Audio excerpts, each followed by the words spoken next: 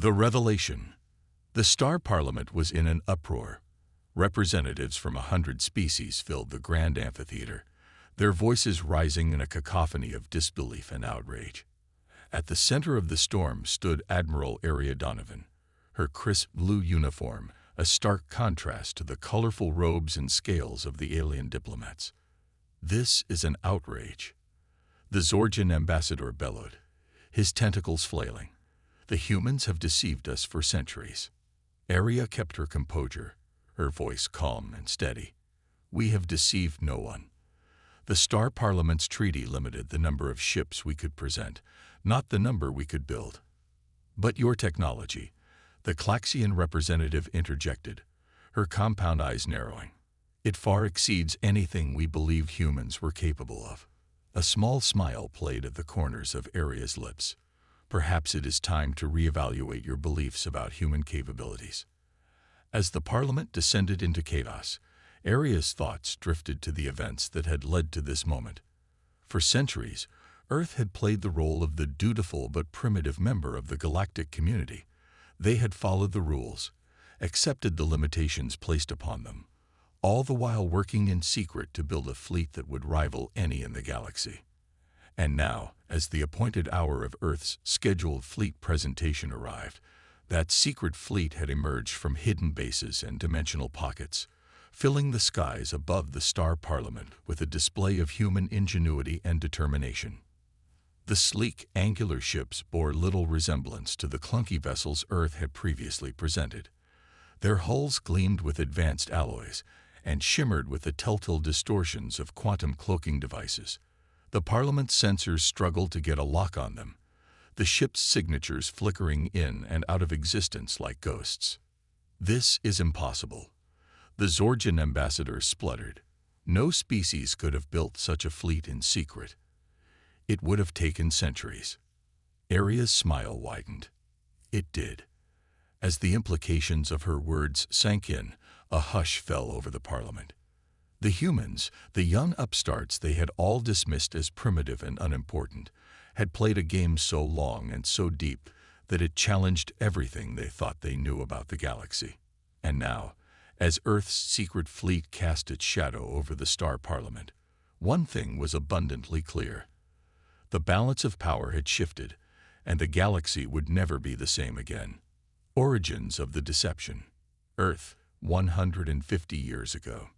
Nathan Samuels stood at the window of his office, looking out over the sprawling megacity that stretched to the horizon. The young diplomat had just returned from another frustrating session with the Galactic Parliament, where Earth's requests for greater autonomy and access to advanced technologies had once again been denied. "They treat us like children," he muttered, his reflection scowling back at him from the window. "Like we're not ready to play with the big boys." A knock at the door interrupted his brooding. "Come in," he called, turning to face his visitor. Dr. Lena Okoye entered, her lab coat swishing around her ankles. The brilliant physicist had been working on a secret project for the Earth government, one that Nathan had been tasked with protecting from prying alien eyes.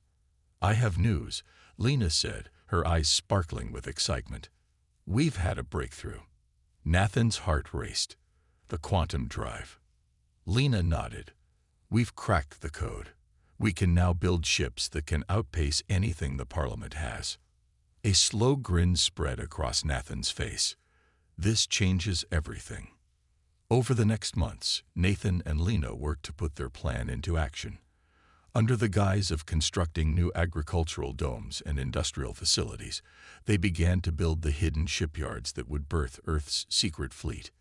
It was a slow process, hampered by the need for secrecy and the limited resources they could divert without arousing suspicion.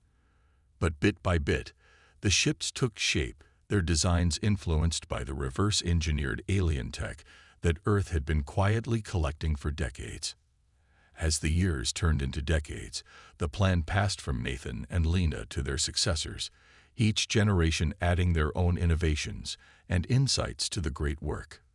The Parliament, secure in its superiority, never suspected a thing.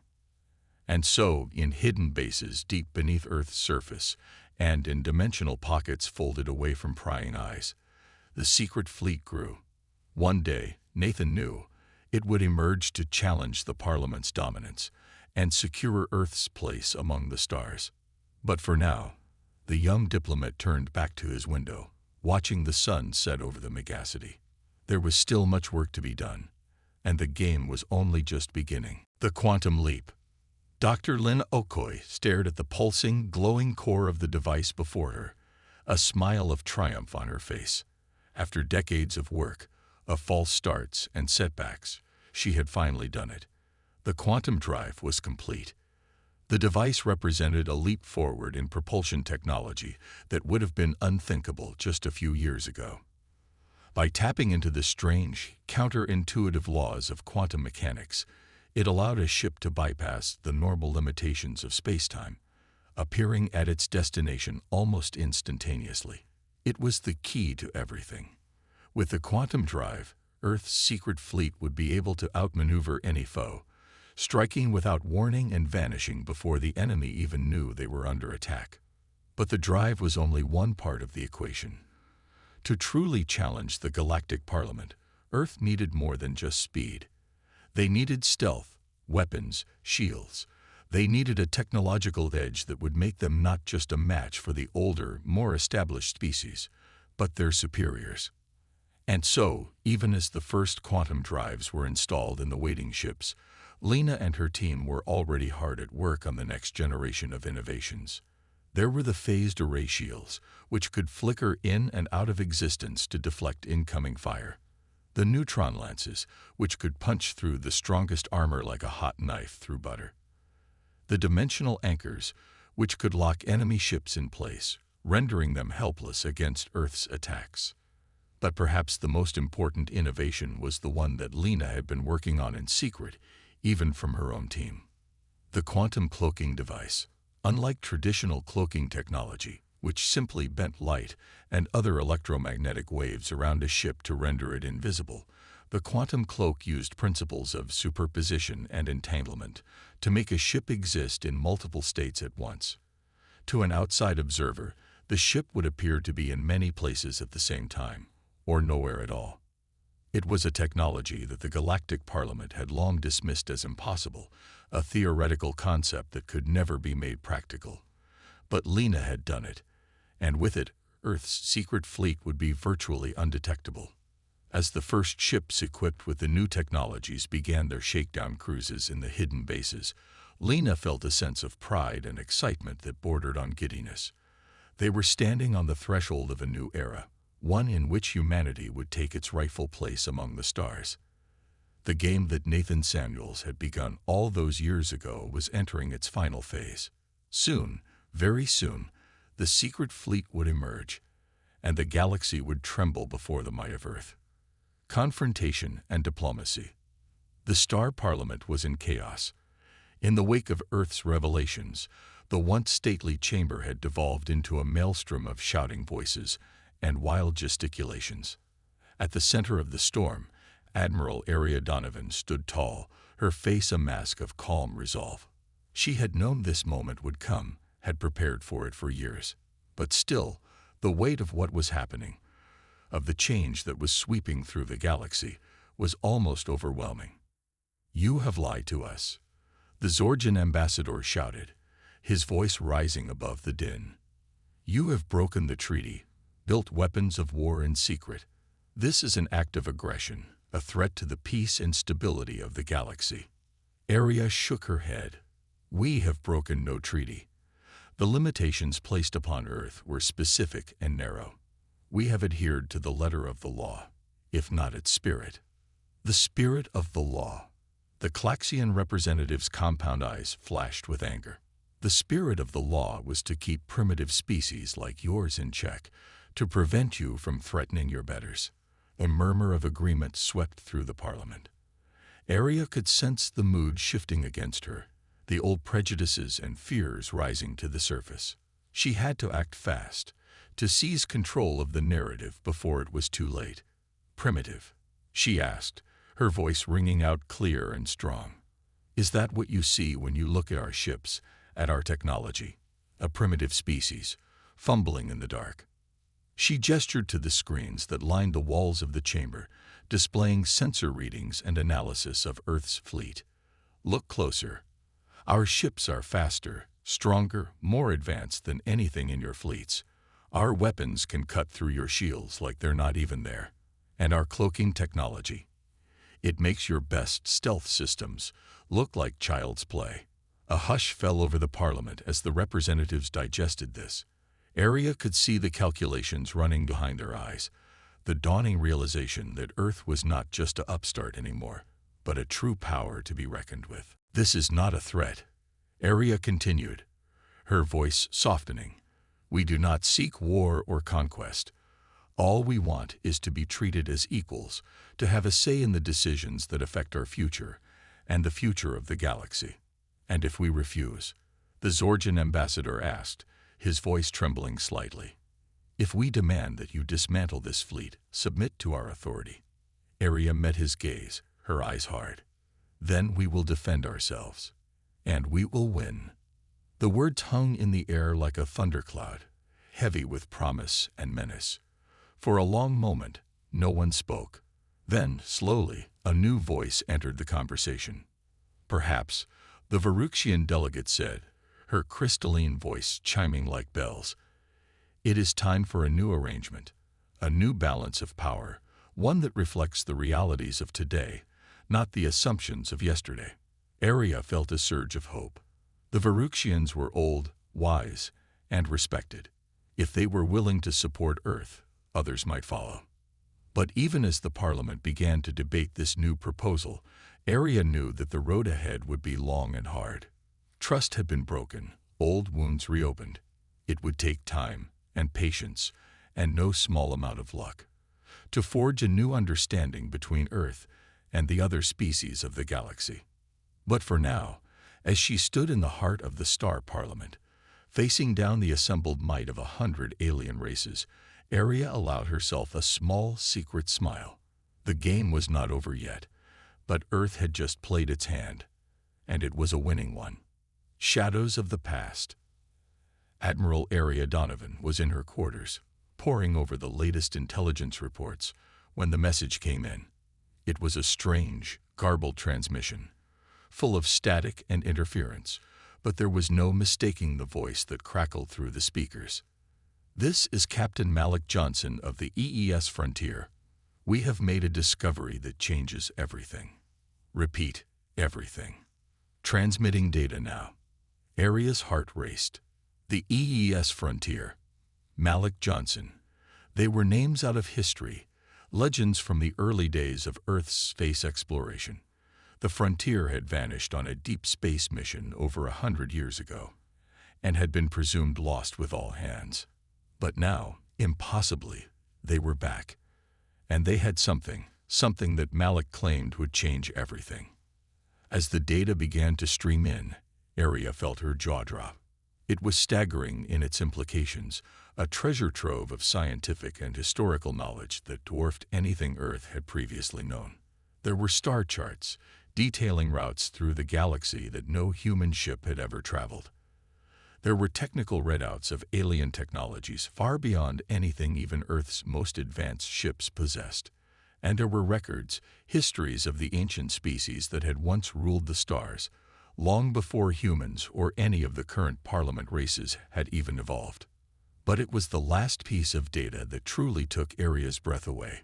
It was a recording, made by Malik himself, detailing the Frontier's final mission. They had been exploring a remote, uncharted sector of space when they had stumbled upon the ruins of a vast, ancient civilization. A civilization that had once spanned the entire galaxy, and whose technology and knowledge had been beyond anything even the oldest of the current races could imagine. But they had vanished millions of years ago, leaving behind only ruins and scattered artifacts. And one other thing. A warning. The ancient civilization had fallen, Malik claimed, not due to external conquest or natural disaster, but due to internal strife. They had grown too powerful, too advanced, and in their hubris had turned against each other. The resulting war had torn the galaxy apart and reduced their once great empire to ashes. And now, Malik warned, The same pattern was repeating itself. The Parliament races, grown arrogant and complacent in their power, were heading down the same path. Unless something changed, unless a new balance was struck, the galaxy would once again be consumed by war, and this time there might be no coming back. Arya sat back in her chair, her mind reeling. The implications of Malik's discovery were staggering. It was not just a historical curiosity, but a roadmap for the future, a warning and opportunity. She knew what she had to do. She had to take this information to the Star Parliament, to use it to broker a new understanding between Earth and the other races, to forge a new alliance, one based not on dominance and subjugation, but on cooperation and mutual respect. It would not be easy. There would be resistance from both sides. But Arya knew that it was the only way forward, the only way to avoid the fate that had befallen the ancients, and to ensure a future for all the peoples of the galaxy. And so, as she stepped out of her quarters and made her way to the Parliament chamber, Arya felt a new sense of purpose, a new fire burning in her heart. The shadows of the past had been illuminated, and in their light, a new path forward had been revealed. The game was entering its final stage, and Earth held the winning hand. But this was no longer a game of conquest and domination. It was a game of diplomacy, of building bridges and forging alliances, a game that Arya intended to play to the very end. A new era. The Star Parliament was silent. In the wake of Admiral Arya Donovan's presentation, the usual buzz of conversation and debate had been replaced by a stunned, contemplative quiet. On the main screen, the images and data from the EES Frontiers discovery played on a loop. The ancient ruins, the advanced technologies, the chilling warning from the past. It was a lot to take in, even for the most seasoned of the Parliament representatives. But it was the proposal that Arya had put forward that truly had them thinking. A new alliance, a new way of organizing the galaxy. One based not on the old hierarchies and power structures, but on cooperation, mutual respect, and shared advancement.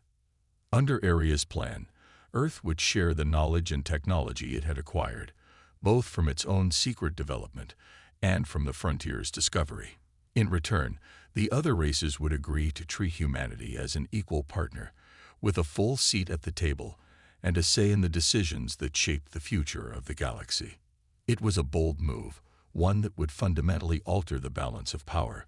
But it was also, Arya argued, the only way forward, the only way to avoid the mistakes of the past and to build a future that worked for everyone. "We stand at a crossroads," Arya said, her voice ringing out clear and strong in the chamber.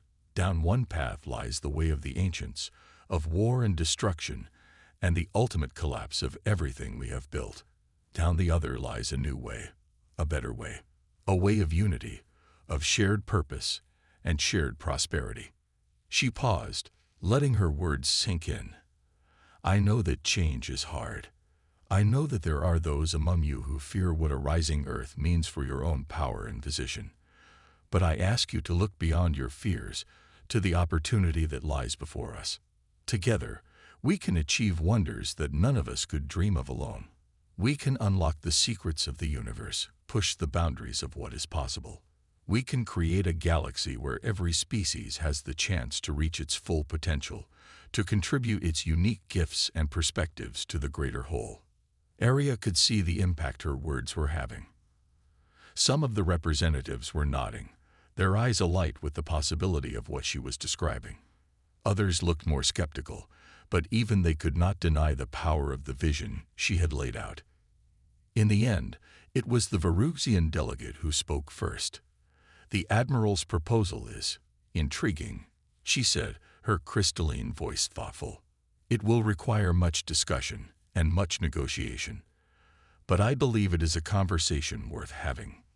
One by one, the other representatives began to voice their own cautious support. There were still details to be worked out, assurances to be made. But the tide had turned.